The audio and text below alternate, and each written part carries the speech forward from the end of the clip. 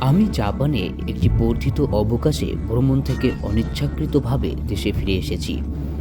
তুলনার বাইরে সুস্বাদু খাবার, একটি সুন্দর দেশ এবং আশ্চর্যজনক লোকেদের সাথে সময় কাটানোর পরে বলাই বাহুল্য, বাড়িতে ফিরে আসার পর প্রথম দিনে আমি কিছুটা বিষণ্ণ ছিলাম।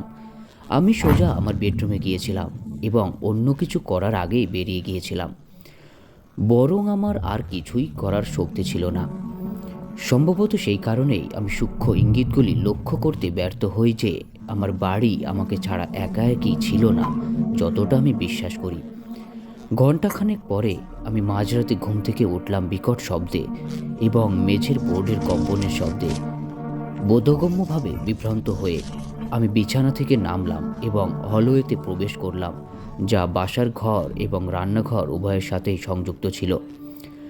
সতর্কতার সাথে আমি অন্ধকারের মধ্যে দিয়ে আমার পথ পাড়ি দিয়েছিলাম, আমার ক্লান্ত অবস্থার ভারসাম্যের জন্য আমার পাশের দেওয়ালটি আঁকড়ে ধরে সামনের দিকে এগিয়ে যাওয়ার জন্য। যাই হোক, আমি হলওয়ের একটি বোর্ডের উপর জোরে পা রাখার মারাত্মক ভুল করেছিলাম। পাশের ঘরের ছাওয়ায় কেউ বা যা লুকিয়ে আছে তাদের সতর্ক করে দিয়েছিলাম। আমি থেমে গেলাম। পাশের ঘরে থাকা সত্তার মতো বাতাসের আওয়াজ শোনার আগে তারা যে কোনো ফাটল থেকে বেরিয়ে আসতে চাইছিল। একটা স্নায়বিক হাওয়া নিয়ে আমি বসার ঘরে গেলাম এবং পাশের বাতিটা জ্বালিয়ে দিলাম, যেটা ঘরটাকে ম্লান করে দিচ্ছিল।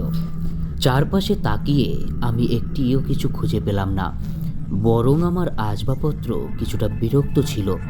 আরও কি, আমার রান্নাঘরের ক্যাবিনেটের একটি দম্পতি কিছুটা অগোছালো, বিভ্রান্ত ছিল। কিন্তু আমার গার্ড আপের সাথে আমি আমার আসবাবপত্র পুনরায় সামঞ্জস্য করার আগে সেগুলি বন্ধ করে দিয়েছিলাম। যে সময়ে আমি শিথিল হয়েছিলাম, আমি আমার জেট ল্যাগড মস্তিষ্কে অদ্ভুত আওয়াজ এবং নাড়াচাড়াগুলিকে চাক করেছিলাম এবং ঝাঁকুনি দিয়ে ঠিক বিছানায় ফিরে যাওয়ার সিদ্ধান্ত নিয়েছিলাম।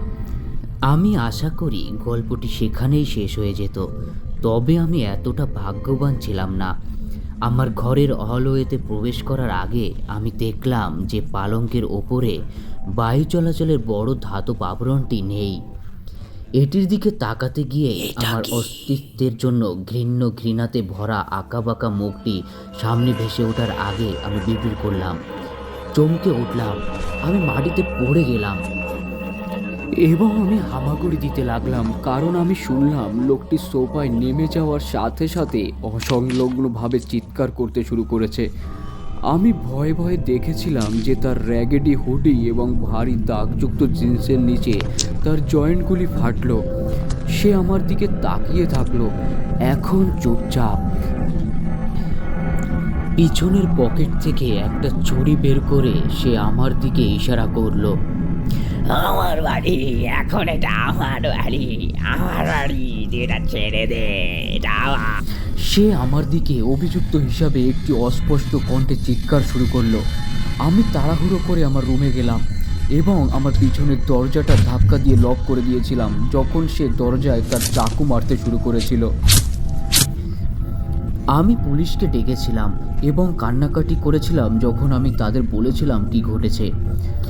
সৌভাগ্যক্রমে আমাকে বলা হয়েছিল যে টহল গাড়িটি আমার আশেপাশে ছিল এবং তারা কয়েক মিনিটের মধ্যে আমার বাড়িতে আসবে।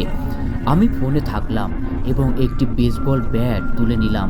ঠিক এই ক্ষেত্রে সেই বিভ্রান্ত ক্রিটিন কয়েক মিনিট পরে আমার দরজা ভেঙে ফেলল।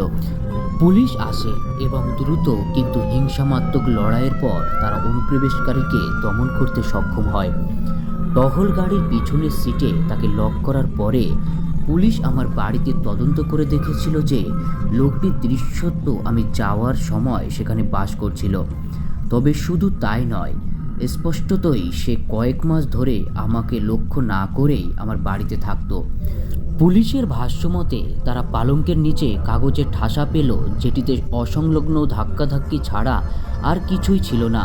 যে সময় সঠিক হলে সে কিভাবে একদিন আমাকে মেরে ফেলার পরিকল্পনা করেছিল। প্রতিটি এন্ট্রির পাশের তারিখগুলি একটি অস্বস্তিকর কারণে আমার জাপান ভ্রমণের পূর্বাভাস দিয়েছিল। সময় পরিমাণ, সত্যি বলতে আমি বেঁচে থাকতে পেরে খুশি।